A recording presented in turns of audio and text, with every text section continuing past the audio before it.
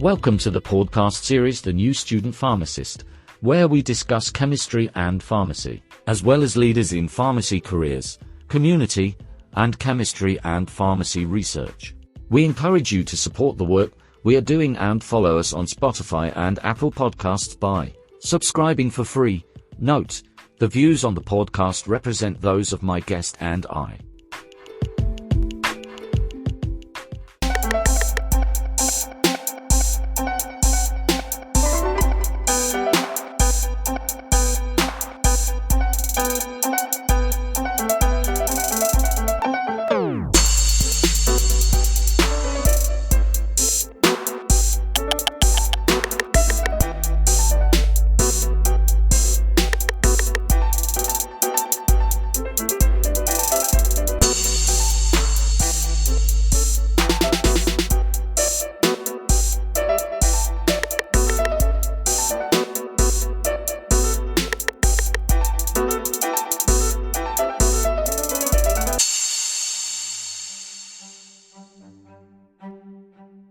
Purpose of these episodes not at all for advice or medical suggestions. These are aimed to provide support to peer pharmacists in training in educational and intellectually stimulating ways. Again, these are not at all for medical advice or medical suggestions. Please see your local board and state-certified health professional. The views of this podcast represent those of my guests and I. Hey everyone, welcome in. Ready to dive into some serious medical exam prep materials with me today. We've got quizzes, flashcards, notes. The works looks like someone's gearing up for a challenge, maybe even med school. And we're not just skimming the surface here. We're going depth, uncovering those aha moments and surprising facts that make this stuff stick. Sounds like we're about to unlock some serious secrets of the human body. Where do we even begin with all this? Well, this section on fluids and electrolytes caught my eye. Feels like the foundation for, well, everything, right? Absolutely. It's like the infrastructure of the body. Imagine a bustling marketplace. That's your body, with all these essential nutrients constantly flowing, like rivers and streams to every cell. And those electrolytes, sodium, potassium, they're like the gatekeepers, right? Making sure everything stays balanced and flows smoothly. Okay, I'm visualizing this river inside me now. So what happens if something throws off the flow? Like, what if my sodium levels go out of whack? Ooh, that's when things get interesting. The source material mentions hyponatremia, basically low sodium. Imagine those gatekeepers in your internal waterways just vanish. Water's going to flood in right into your cells, making them swell up. And trust me, that's not a good look. So it's more than just, like, feeling thirsty. Oh, way more. Severe hyponatremia, that's confusion, seizures, even coma. Not something you want to mess with. And get this, the source material stresses correcting low sodium slowly. Why so careful, you ask? Yeah, why is that so important? Seems counterintuitive, right? Just pump those electrolytes back in ASAP. Think of it like rehydrating a dried-up sponge. Do it too fast, cracks, crumbles. Same with your brain. Correct severe hyponatremia too quickly, and you risk osmotic demyelination syndrome, brain damage, not the result we're going for. Definitely not. It's amazing how these tiny imbalances can spiral out of control. Okay, enough about sodium. What about potassium? Seeing that pop up everywhere in these notes. Potassium, equally important. Muscles, especially the heart, rely on it. Ever heard of the NAS plus K plus pump? Tiny pump, huge job. Imagine a revolving door in your cell membranes. Sodium out, potassium in, round and round it goes. Okay, I'm picturing this revolving door, keeping things moving. What makes that so crucial? It's all about electrical balance, right? Cells need it to function, muscles need it to contract, and the heart. Well, that rhythmic beat depends on this pump working perfectly. Mess with the balance and you're risking some serious trouble. Like those EKG changes mentioned in here. That sounds ominous. Ominous is right. Irregular heartbeat is nothing to ignore. And here's a sneak peek understanding this pump, key to understanding how tons of medications work, but we'll get to those later. Okay, mental note made. Let's shift gears a bit. I'm seeing equations, lab tests, feeling like a mad scientist mixing potions over here. More like an alchemist's workshop. We're about to unlock the secrets of the kidneys with these formulas. Ooh, I like the sound of that. What kind of secrets are we talking about? Well, one key potion is creatinine clearance, or CRCL for short. It's like a window into your kidneys, telling us how well they're filtering waste out of your blood. So it's a measure of how well the kidneys are doing their job. Exactly. And to calculate this magic number, we use the Cockcroft-Gault equation.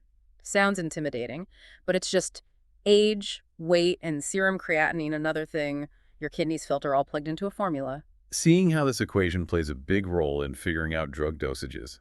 Why is that so important? Remember those kidneys. If they're not filtering efficiently, medications can build up. That's a recipe for some nasty side effects. This equation helps us adjust the dose, making sure the medication is both effective and safe, especially for folks with kidney issues. Makes sense, like adjusting a recipe for a different oven. Speaking of adjustments, what's this about a newer equation, the CKD-EPI equation? Think of it like the Cockcroft-Gault equation, but with a few upgrades. More accurate, especially for diverse populations. Interesting. What makes it more accurate and how is it different for various people? The CKD-EPI equation factors in things like race and ethnicity, which other equations might not fully account for. It's about getting a more personalized and precise assessment of kidney function, which translates to safer, more effective medication dosing. So it's like switching from a basic calculator to a scientific one, you get more precise results. Okay, I'm seeing something about allergic reactions now. Are we entering the realm of the immune system? We are. Get ready, because this is where things get really fascinating. Think of your immune system as the body's own personal army, with different types of immune cells acting like specialized warriors, ready to defend against any invader. I'm ready to meet these warriors. So, what kind of defenses are we talking about? The source material mentions the Gell-Coombs classification. Basically, it categorizes hypersensitivity reactions, the different ways our immune systems can overreact to stuff, even harmless things sometimes. Overreacting immune systems, that sounds like a recipe for disaster. Tell me more about these hypersensitivity types. Well, there are four main types. Type I is the most immediate and often the most dramatic. Imagine a sudden, overwhelming attack. Right, that's type I in a nutshell. It involves IgE antibodies and mast cells, which release histamine and other inflammatory chemicals. We're talking hives, itching, wheezing, even anaphylaxis in severe cases. Anaphylaxis, that's a life or death allergic reaction, right? Exactly. Requires immediate medical attention, not something to mess around with. Wow, so type I is like the frontline defense, ready to launch a full-on assault at a moment's notice. What about the other types? Type 2 is more of a case of mistaken identity. IgG and IgM antibodies get involved, and they mistakenly target the body's own cells for destruction. It's like friendly fire within the immune system. Oh no, that sounds messy. What kind of damage are we talking about with these type 2 reactions? Think autoimmune hemolytic anemia, Goodpasture syndrome, serious stuff that can affect various organs and often needs long-term management. Definitely not something to ignore. What about type 3? Type 3 is all about collateral damage. Imagine clumps of antibodies and antigens, we call these immune complexes, getting lodged in tissues. This causes inflammation and damage. It's like the aftermath of a battle between the immune system and an invader. So it's not the initial attack, but the aftermath that causes the real problems. Exactly. Lupus, rheumatoid arthritis, serum sickness, those are all linked to type 3 hypersensitivity. Okay, definitely complex stuff. And type 4, the last one. Type 4 is the slow-burning fuse of the bunch, the delayed hypersensitivity reaction. This one's often mediated by T cells and takes a good 24 to 72 hours to really show up. Think poison ivy, that itchy rash. That's classic type V. Ah, so that's why it takes a while for those reactions to appear. It's amazing how our immune systems have all these different levels of defense. It's pretty incredible, and understanding these different hypersensitivity types is crucial, especially when it comes to medications. Many drugs can trigger these reactions, and knowing the signs is vital for patient safety. That makes perfect sense. Yeah. Okay, I'm seeing a section here on drug toxicity that sounds a little ominous. It can be. This is where we enter the chamber of dosages, where even small mistakes can have major consequences. Medications are powerful tools, helpful when used correctly, potentially dangerous if mishandled. Okay, I'm getting a little nervous now, but also super curious. What kind of dangers are we talking about in this chamber of dosages? Think drug interactions, unexpected side effects, even those individual factors that affect how our bodies process medications. It's not as simple as just popping a pill. There's a whole science behind using them safely and effectively. Right, everyone's different, and medications can affect us in different ways. So how do we navigate this chamber safely? What guidance does this material offer? The source material emphasizes a systematic approach, like the pharmacist's patient care process. It's a framework for preventing, identifying, and managing any medication-related hiccups. Okay, a structured approach is reassuring. What are the steps involved? First, gather information. Thorough medication history, allergies, current health conditions. It's like detective work, collecting clues. Then, assess that information, looking for any red flags or potential drug interactions. It's proactive, not just waiting for something to go wrong. Exactly. Next up, create a plan.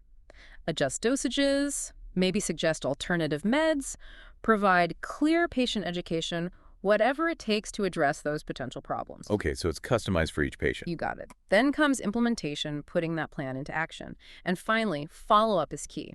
We monitor the patient's response, make adjustments as needed. It's a whole process, huh? Seems like communication and collaboration are key here, making sure everyone's on the same page. Couldn't agree more. Effective communication is crucial for ensuring optimal patient care. This chamber of dosages is definitely a reality check. Medications are powerful tools that require respect and careful consideration. Couldn't have said it better myself. And this section really highlights how important pharmacists are in this whole process. We're like the gatekeepers, making sure those powerful tools are used safely and effectively. It's like you're holding the keys to the chamber, making sure we don't accidentally stumble into danger zones. Okay, moving on. I'm seeing a section on obesity management. That's a big one these days, and it seems like it's a lot more complex than just calories in, calories out, wouldn't you say? You're telling me. This section digs into the fact that obesity is a multifaceted health issue, not just about appearances. We're talking genetics, environment, behavior, societal factors. It's complex. So it's not a one-size-fits-all approach. Not at all. It's about giving people the knowledge, tools, and support they need to make changes that stick for the long haul. This Pillars of Care section emphasizes collaboration, right? Doctors, pharmacists, patients, everyone working together. Exactly. And pharmacists are essential here. We're often the most accessible healthcare providers, so we're in a great spot to offer counseling, monitor progress, and work with other providers to ensure the best possible outcomes for our patients. It's like you're the friendly guys in this marketplace, helping people navigate the overwhelming aisles of information and choices. Now, I'm intrigued by this section on memory paths. What's that all about?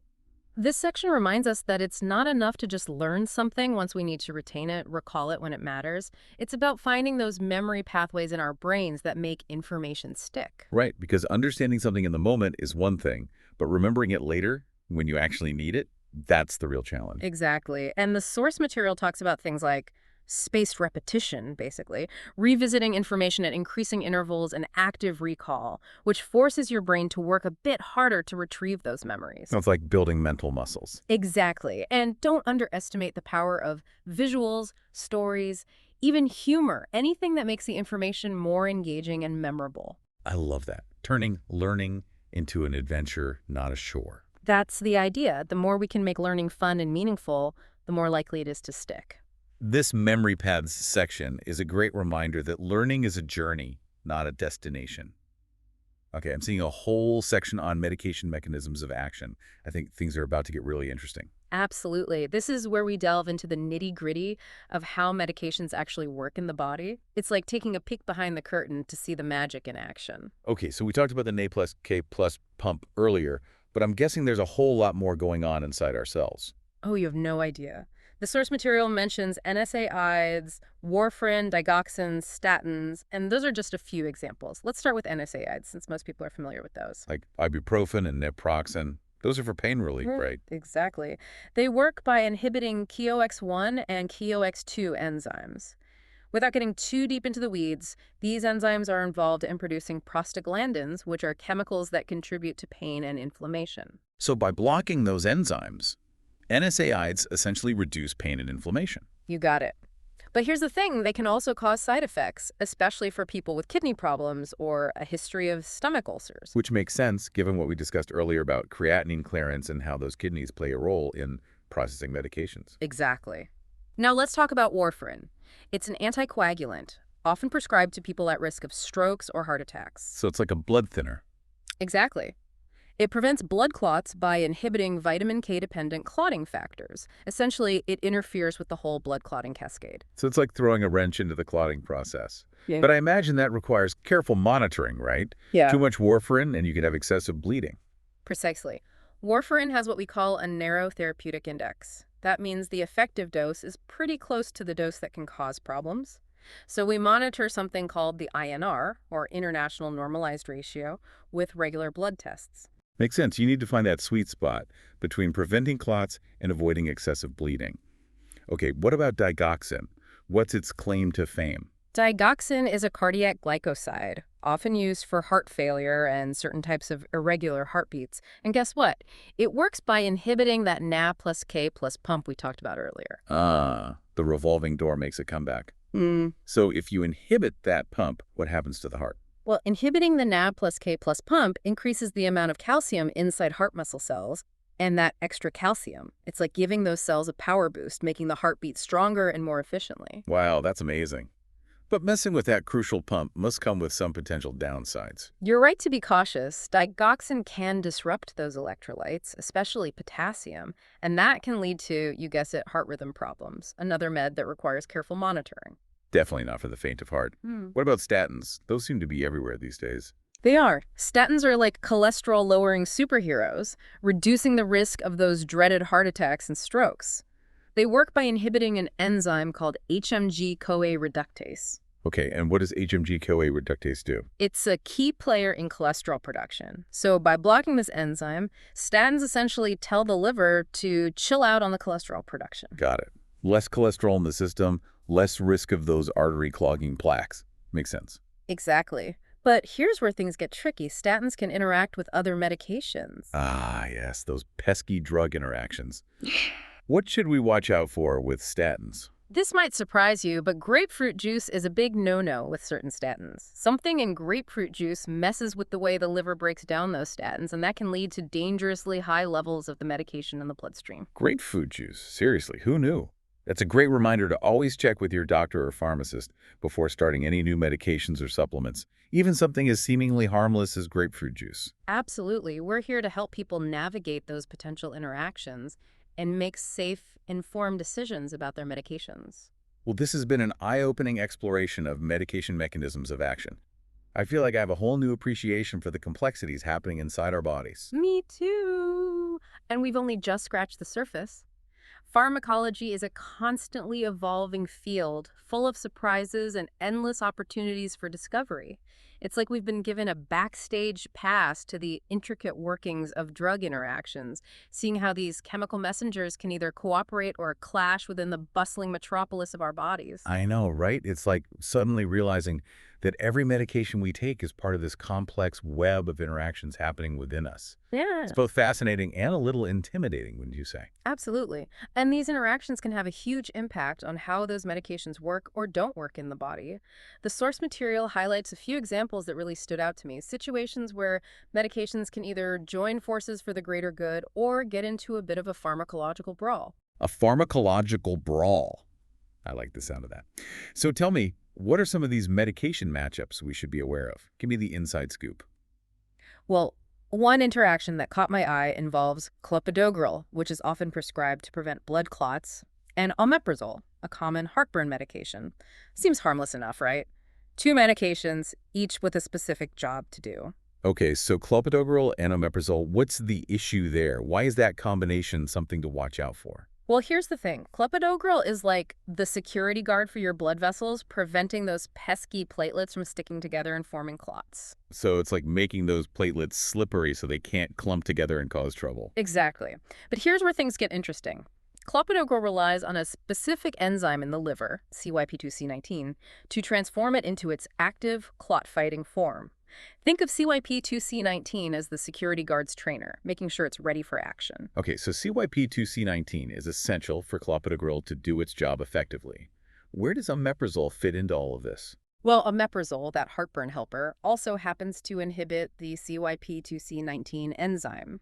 It's like omeprazole accidentally stumbles into the training session and disrupts the whole process. Oh no.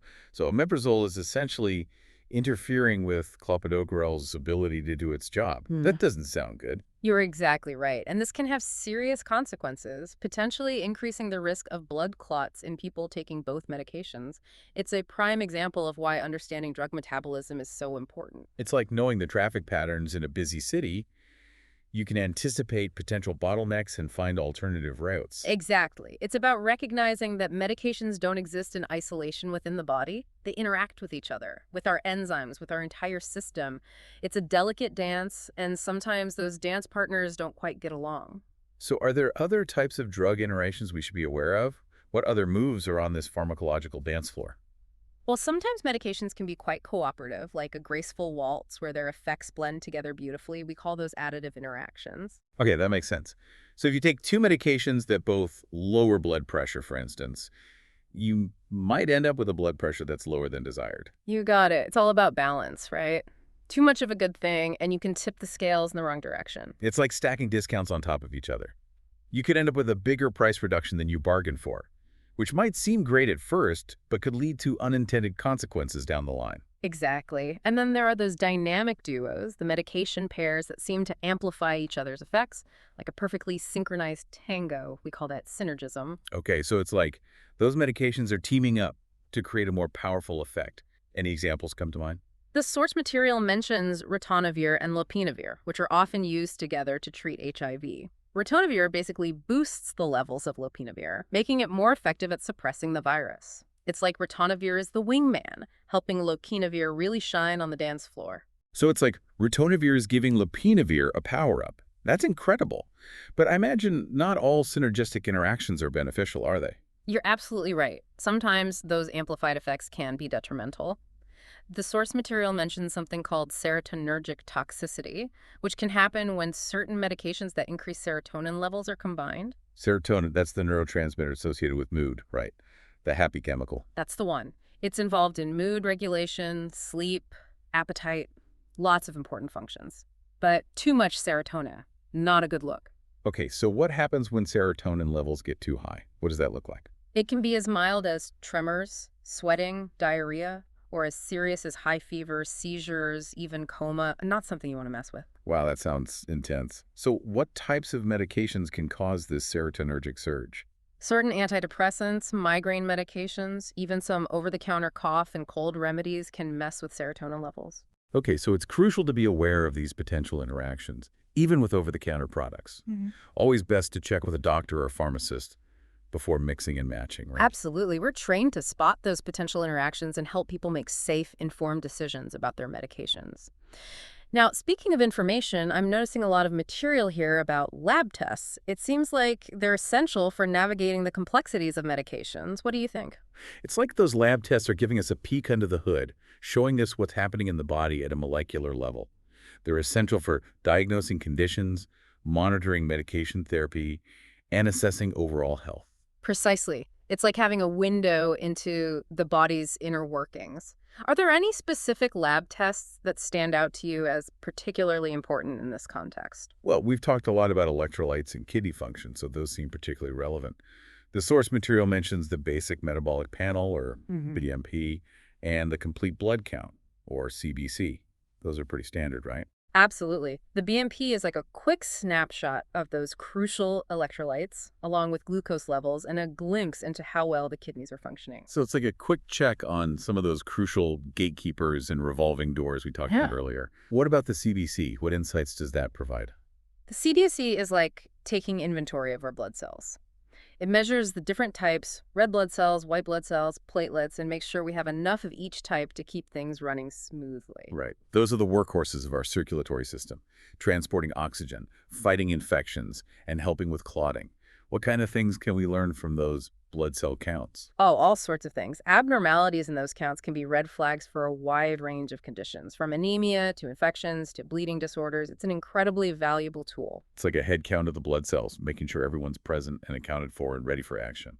Now, are there other lab tests that are particularly relevant to managing medications? Yeah. Are there any tests that help us understand how our bodies are processing those medications? Absolutely. Liver function tests are crucial, especially for folks taking medications that are processed by the liver. We've talked about how the liver plays a major role in drug metabolism, and some medications can put a bit of stress on this essential organ. Right, it's like the liver is the body's main detoxification center, filtering out toxins and breaking down medications. So what do these liver function tests actually measure? What are we looking for? These tests measure the levels of certain enzymes and proteins that are released by the liver when it's under stress or not functioning optimally. Elevated levels of these markers, things like AST, ALT, and bilirubin, can be a sign that something's amiss. So it's like checking the liver's vital signs, making sure it's not being overworked or overwhelmed.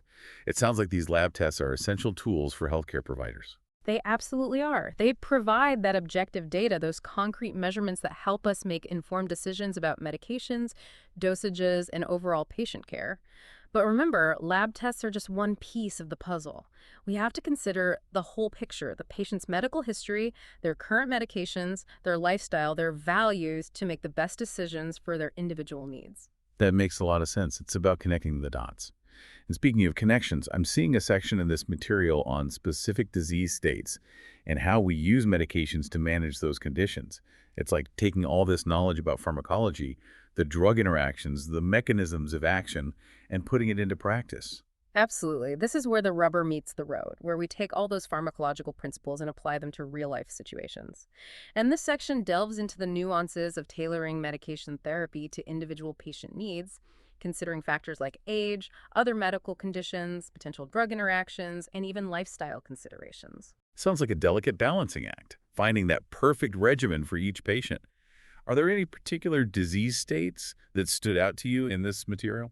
It covers a wide range of common conditions: allergic rhinitis, hypertension, diabetes, even infectious diseases.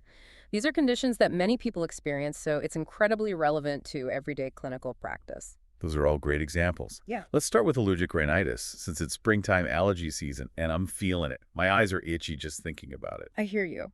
Allergic rhinitis, or hay fever, as it's often called, is incredibly common, affecting millions of people worldwide. It's basically an immune system overreaction to harmless substances like pollen, dust mites, and pet dander. Right, like our immune systems are just a little too eager to protect us, and they end up causing all those annoying symptoms. The sneezing, the runny nose, the itchy eyes. Exactly, and this section highlights the different types of medications we use to manage those symptoms. Each one works a little differently, and each one comes with its own potential side effects. It's about finding what works best for each person, considering their individual needs and preferences. Okay, so it's about finding the right tool for the job, depending on the individual's symptoms and triggers. Precisely. The source material talks about antihistamines, decongestants, and nasal corticosteroids, which are all commonly used to manage those pesky allergy symptoms. Okay, so can we break down those medication types? What are the key differences between them? Sure. Antihistamines are like the first line of defense. They block histamine, a chemical released during allergic reactions that's responsible for all those annoying symptoms: sneezing, itching, watery eyes. So antihistamines are like saying to histamine, not today, we're shutting this allergy party down. Got it. So they block the histamine signals, preventing those symptoms from taking over. What about decongestants? What's their claim to fame? Decongestants are like those little helpers that clear the traffic jam in our nasal passages. They work by constricting blood vessels in the nose, reducing swelling and congestion. So if you're feeling stuffy and congested, a decongestant can really open things up and help you breathe easier. I can see why they're so popular, especially during allergy season. And what about nasal corticosteroids? I've heard those are really effective for allergies, but they sound a little intimidating. Nasal corticosteroids are like the peacekeepers of the nasal passages. They're anti-inflammatory medications that help calm down that overzealous immune response in the nose. They're very effective, and despite the name, they're not the same as those anabolic steroids some athletes misuse. Good to know. So it sounds like there are a lot of options for managing allergic rhinitis. There are, and the good news is that these different types of medications can be used alone or in combination, depending on the severity of your symptoms and how well you respond to each medication. It's all about finding what works best for you. It's like having a whole toolbox of options, and you can mix and match depending on the situation. Okay, enough about allergies for now. Let's talk about hypertension, another incredibly common condition. What insights does this material offer on that front? Hypertension, or high blood pressure, is a silent killer. You might not even realize you have it. The source material digs deep into the different classes of medications used to manage hypertension, with each class targeting a different mechanism involved in regulating blood pressure. It's amazing how our bodies have all these intricate systems for regulating blood pressure. And even more amazing that we've developed medications that can target those systems. So how do these medications work? Well, one strategy is to reduce the volume of blood being pumped by the heart. Think of it like turning down the faucet on a rushing stream. Diuretics, also known as water pills, are great for this. They work by helping the kidneys flush out excess sodium and water, which in turn reduces blood volume and lowers blood pressure. Okay, so diuretics are like the volume control for our blood. What other strategies are there? Another approach is to relax and widen those blood vessels, giving the blood more room to flow through and taking some of the pressure off the system. ACE inhibitors, for example, block the formation of angiotensin II, a substance that constricts blood vessels. Got it. So they interfere with the squeeze signal that tells those blood vessels to constrict. Makes sense. Exactly. It's like giving those blood vessels a little massage, helping them relax and expand. And then there are calcium channel blockers, which also work by relaxing blood vessels, but they do it by blocking calcium from entering the muscle cells of the heart and arteries. So calcium channel blockers are like taking the brakes off those blood vessels, allowing them to open up. It's fascinating how many different ways there are to address hypertension. It is. It's a testament to the ingenuity of pharmacological research. And just like with allergic rhinitis, these different classes of medications can be used alone or in combination, carefully chosen based on individual needs and risk factors. It's all about finding that perfect balance. It's like those medications are different dance partners, each with their own strengths and styles. And it's up to the healthcare provider, in collaboration with the patient, of course, to choreograph the perfect routine. Okay, we've talked about allergies and blood pressure. What about diabetes? Diabetes is another big one. It's a chronic condition that affects how the body regulates blood sugar, also known as glucose. Think of glucose as the fuel that keeps our bodies running, and insulin, a hormone produced by the pancreas, as the key that unlocks the doors of our cells, allowing glucose to enter and provide energy. Okay, so insulin is essential for getting that glucose from our bloodstream into our cells, where it can be used for energy. What happens when that process goes awry? That's when diabetes comes into play. There are different types of diabetes, with type 1 and type 2 being the most common. In type 1 diabetes, the body's immune system launches a misguided attack on those insulin-producing cells in the pancreas, destroying them and leaving the body unable to produce insulin on its own. So in type 1 diabetes, the body's own immune system turns against it, attacking those crucial insulin factories. That sounds devastating. How is it managed?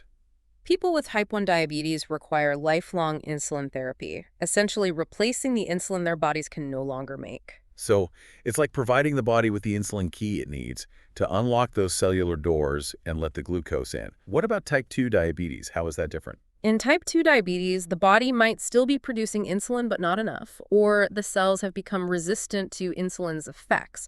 It's like the key is there, but either it doesn't quite fit the lock anymore, or the lock itself is rusty and jammed. So the insulin signal isn't getting through, or the cells are ignoring it. Either way, that glucose is stuck in the bloodstream, right? What can we do about it? Lifestyle modifications like diet and exercise are incredibly important for managing type 2 diabetes. These lifestyle changes can improve insulin sensitivity, essentially helping those cellular locks work better and respond more effectively to insulin. So it's about making healthy choices to support the body's natural ability to regulate blood sugar. Exactly. And if lifestyle modifications alone aren't enough, there are medications that can help. What kinds of medications are used for type 2 diabetes? Metformin is a commonly prescribed medication for type 2. It's like a multi-talented performer, working in a few different ways to lower blood sugar. It improves insulin sensitivity, helps reduce glucose production in the liver, and even slows down the absorption of glucose from the gut. Wow, so it's like a triple threat against high blood sugar. Are there other medications used as well? There are. Sulfonylureas, for instance, work by stimulating the pancreas to release more insulin, kind of like giving those insulin-producing cells a pep talk and encouraging them to step up their game. So it's about boosting the body's own insulin production. Interesting. Are there other approaches? There are also GLP-1 receptor agonists, which mimic the effects of a naturally occurring hormone that helps regulate blood sugar. They slow down gastric emptying, suppress glucagon secretion, and increase feelings of fullness after meals. It's incredible how each medication tackles the problem from a different angle. It's like having a whole arsenal of tools to choose from. It is, and that's the beauty of pharmacology. There's often more than one way to approach a problem. Now, we've covered allergies, hypertension, and diabetes. What about those infectious diseases we mentioned earlier? Right. Those microscopic invaders, bacteria, viruses, fungi, they're a whole other ballgame. It's like a constant battle between our bodies and these tiny but mighty pathogens. What role does pharmacology play in those epic battles? Antibiotics are our heavy hitters when it comes to fighting bacterial infections. They target specific bacterial structures or processes, essentially delivering a knockout punch to those bacterial invaders. So it's like waging war on those bacterial enemy. Exactly. And just like in any war, we have different weapons in our arsenal, each with its own strengths and weaknesses. The source material mentions several classes of antibiotics, each with its own unique mechanism of action and spectrum of activity. Okay, spectrum of activity. What does that mean exactly? It basically refers to the range of bacteria that an antibiotic is effective against. Some antibiotics are like specialists, highly effective against a narrow range of bacterial species, while others are more like generalists, effective against a broader range of bacterial bad guys. So it's like having a specialized weapon that only works on certain types of enemies versus a more versatile weapon that can target a broader range. You got it. And choosing the right antibiotic, just like choosing the right weapon, is crucial. It depends on the specific type of infection, the severity of the infection, and the individual patient's medical history and allergies. You wouldn't want to use a cannon to kill a fly, right? Exactly. You've got to choose the right tool for the job. Now, I've also heard a lot about antibiotic resistance, which sounds like a serious problem. It is a growing concern. Overuse and misuse of antibiotics have given rise to these superbugs bacteria that have developed resistance to our antibiotic arsenal. So it's like those bacterial enemies are evolving, learning to dodge our weapons, and making it harder to defeat them. That's a great way to put it. And that's why it's so important to use antibiotics wisely and only when absolutely necessary. We need to preserve the effectiveness of these life-saving medications for as long as possible. It's a reminder that we're not just fighting individual battles against infections, we're also fighting a larger war to preserve these essential medications. Okay, we've talked about antibiotics and bacteria, but what about viral infections? Those seem to be everywhere these days. Viruses, those sneaky little things, they're a whole different beast compared to bacteria. They're much smaller and reproduce by hijacking the machinery of our own cells, making them trickier to target with medications. So it's like viruses are masters of disguise, infiltrating our cells and using our own systems against us. That's both fascinating and a little terrifying. It's true. But thankfully, we've made great strides in developing antiviral medications that can interfere with the viral replication process, essentially throwing a wrench in their plans. So antiviral medications are like double agents, working undercover to disrupt the virus's strategy. Exactly. They target specific steps in the virus's life cycle, preventing it from replicating and spreading. Some antivirals prevent the virus from entering our cells in the first place, while others interfere with the virus's ability to copy itself once it's inside. It's like those antiviral medications are waging a strategic battle against the virus, cutting off its supply lines and preventing it from regrouping. Precisely. And just like with antibiotics, choosing the right antiviral medication is crucial. Different viruses respond to different medications, so it's essential to get a proper diagnosis and consult with a healthcare provider to determine the best course of treatment.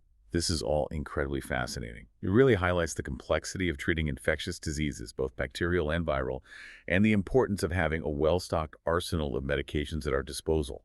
Couldn't agree more. It's a constant game of cat and mouse as these pathogens evolve and adapt, and it's up to us as healthcare providers and researchers to stay one step ahead.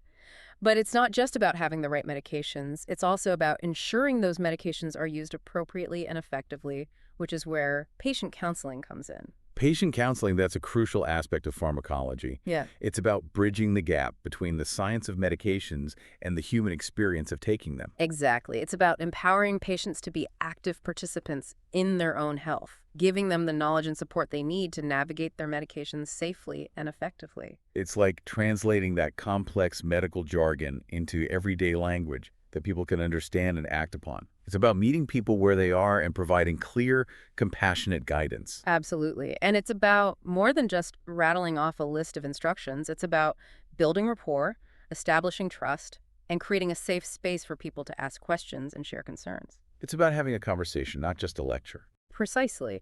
And it's about making sure people understand not just the what of their medications, but also the why they're taking them, how they work, what to expect, and what to watch out for. It's about empowering people with knowledge, which gives them a sense of control over their own health. Exactly. And it's not just a one-time thing. Effective patient counseling requires follow-up, reinforcement, and ongoing support. It's an ongoing process, especially as people's needs change, medications are adjusted, or new medications are added to the mix. It's about building a partnership with patients, working together to navigate the often complex world of medications and achieve the best possible health outcomes. Absolutely.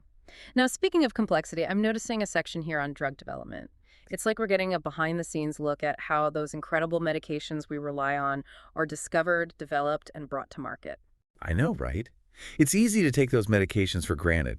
We see them on the pharmacy shelves, but we rarely stop to think about the incredible journey they've been on, the countless hours of research and development that go into each pill, each injection, each life-changing therapy. It's true. The drug development process is a fascinating odyssey, from that initial spark of an idea to the rigorous testing process to the final regulatory approval. It's a testament to human ingenuity, scientific rigor, and an unwavering commitment to improving human health. It sounds like an epic adventure. So tell me, how does this journey begin? Where do these life-saving medications come from? It all starts with drug discovery, where scientists embark on a quest to identify potential drug candidates. This often involves screening vast libraries of chemical compounds, looking for that needle in a haystack, that one molecule that might hold the key to unlocking a new treatment. So it's like panning for gold, sifting through countless possibilities to find that one nugget of therapeutic potential. Exactly. And sometimes it's not about finding a naturally occurring compound, it's about creating something entirely new. Scientists can use sophisticated computer modeling techniques to design molecules with specific therapeutic properties, essentially crafting a key to fit a very specific lock. Wow, that's incredible. Designing molecules from scratch, tailoring them to interact with specific targets in the body, that's some next-level science. So once scientists have identified a promising drug candidate, what happens next? Then it's time for preclinical testing, where we evaluate the drug's safety and efficacy in a controlled laboratory setting, often using cell cultures and animal models. So it's like a dress rehearsal before the main performance, making sure the drug is safe and effective before we even think about testing it in humans. Precisely. Preclinical testing helps researchers gather crucial information about the drug's pharmacokinetics, how it's absorbed, distributed, metabolized, and eliminated by the body, as well as its pharmacodynamics, how it interacts with specific targets to produce its effects. It's about understanding how the drug behaves within a living organism, gathering those essential safety and efficacy data before taking that next step. Exactly. And if a drug successfully navigates preclinical testing, demonstrating a good safety profile and showing promise in terms of efficacy, it can then advance to the exciting yet rigorous stage of clinical trials. Clinical trials, the proving ground, where those promising drug candidates get to shine. Yeah. This is where we see how those drugs perform in the real world, with all its complexities and variations, right? Exactly. Clinical trials are the gold standard for evaluating the safety and efficacy of new medications and treatments. They involve testing the drug in humans, carefully monitoring for any side effects, and comparing its effectiveness to existing treatments or a placebo. It's like a head-to-head competition, seeing how those new drugs measure up against the current champions. You got it. And these clinical trials are divided into different phases, each with its own specific objectives and participant populations. Okay, so let's break those phases down. What's the first step on this clinical trial journey? Phase I trials are all about safety. These trials involve a small number of healthy volunteers, and the primary focus is on assessing the drug's safety profile, figuring out what a safe dosage range might be, and identifying any potential side effects. So it's like dipping our toes in the water, making sure the drug is well tolerated in humans before we dive in head first. Precisely. It's about carefully monitoring those brave volunteers for any adverse reactions. And if the drug sails through Phase I trials, demonstrating a good safety profile, it advances to Phase II, where the focus shifts from safety to efficacy. Okay, so now it's time to see if the drug actually works. Exactly. Phase II trials typically involve a larger group of participants who actually have the condition the drug is intended to treat. Researchers carefully monitor these participants to see if their symptoms improve, if those disease markers start trending in the right direction, and to gather more data on the drug's effectiveness. So it's about gathering evidence to support the drug's therapeutic potential. What happens if the drug shows promise in phase 2? If those phase 2 results are encouraging, it's on to phase 3, the big leagues of clinical trials. Okay, so this is the grand finale. What makes phase 3 trials so special? Phase 3 trials are the largest and most comprehensive of the clinical trial phases. They often involve thousands of participants across multiple study sites around the world, all with the goal of confirming the drug's effectiveness, monitoring for any rare or long-term side effects, and gathering the robust data needed to support its approval. Wow, that's impressive. Thousands of participants. It's like conducting a massive, carefully orchestrated experiment to definitively determine if this drug is the real deal. It's a huge undertaking, and it's no wonder that drug development takes years and requires such a massive investment of resources. But it's a testament to the high standards required to ensure that new medications are both safe and effective for widespread use. It's like building a skyscraper. It takes time, careful planning, and a massive amount of resources. But the end result, if all goes well, is something truly remarkable. So what happens once a drug has successfully navigated the treacherous waters of clinical trials? What's the next step on this incredible journey? Well, if a drug makes it through all those clinical trials and continues to show promise in terms of safety and efficacy, the pharmaceutical company can then submit a new drug application, or NDA, to the regulatory authorities. So it's like submitting an application to the gatekeepers of the pharmaceutical world, hoping to earn their stamp of approval. Exactly. In the United States, that gatekeeper is the FDA, the Food and Drug Administration, and they don't mess around. They rigorously review all the data from all phases of drug development, making sure the drug meets strict standards for safety, efficacy, and manufacturing quality. It's like those medications have to pass through airport security, but with a much higher level of scrutiny. Exactly. They check everything. And if the FDA is satisfied that the drug meets all those rigorous standards, they'll grant approval, and the drug can then be marketed and made available to patients. That's amazing. It's like the drug has finally reached its destination, ready to make a difference in the lives of patients. But I'm guessing the journey doesn't end there, does it? You're right, the journey doesn't end there. Even after a drug is approved and available to the public, post-marketing surveillance continues to monitor its safety and effectiveness in a real-world setting. It's about gathering long-term data, watching for any rare side effects that might not have shown up in the clinical trials, and making sure the drug is performing as expected in a larger, more diverse population. So it's like an ongoing feedback loop, constantly gathering information and making adjustments as needed. It's incredible to think about the journey these medications go through, from the laboratory bench to the bedside. It's a testament to human innovation, scientific rigor, and an unwavering dedication to alleviating suffering and improving human health. I couldn't agree more. It's truly remarkable what we can accomplish when we combine human ingenuity with scientific exploration. And speaking of exploration, I'm noticing a section here on evidence-based medicine. Evidence-based medicine, that's a term we hear a lot these days. But what does it actually mean, and why is it so important, especially in the context of pharmacology? It's a foundational principle in medicine. Evidence-based medicine is about making sure our clinical decisions are grounded in the best available scientific evidence. It's about moving beyond gut feelings, anecdotes, or outdated practices, and instead relying on rigorous research and data to guide our choices. So it's like taking a data-driven approach to healthcare, ensuring that the treatments and medications we're recommending are supported by solid evidence, not just hunches or assumptions. Exactly. And this is especially crucial when it comes to medications because, as we've seen, they can have such powerful effects on the body, both positive and negative. It's about making sure we're using the right tool for the job, and that we have solid evidence to support our choices. What are some of the key components of evidence-based medicine? Well, clinical trials are a cornerstone of evidence-based medicine. They provide that high-quality data we need to make those informed decisions about medications. But it's not just about conducting clinical trials, it's also about critically evaluating those trials, looking at the study design, the methodology, the data analysis, and making sure the research is sound. Right, because not all studies are created equal. Exactly. That's where peer review comes in. It's a process where scientific studies are scrutinized by other experts in the field before they're published in medical journals. So it's like having a team of experts review the research, making sure it meets those high standards of scientific rigor before it's released into the world. Exactly. It's like having a quality control check to weed out any flaws or biases in the research, ensuring that the evidence we're using to make clinical decisions is credible. That's incredibly reassuring. It's like having a whole team of experts vetting the information before it reaches the front lines of healthcare. That's the beauty of evidence-based medicine. Yeah. It's a collaborative effort, this constant quest for knowledge, where we build upon the work of those who came before us, challenge assumptions, and refine our understanding of the intricate workings of the human body and the medications we use to heal and to hope.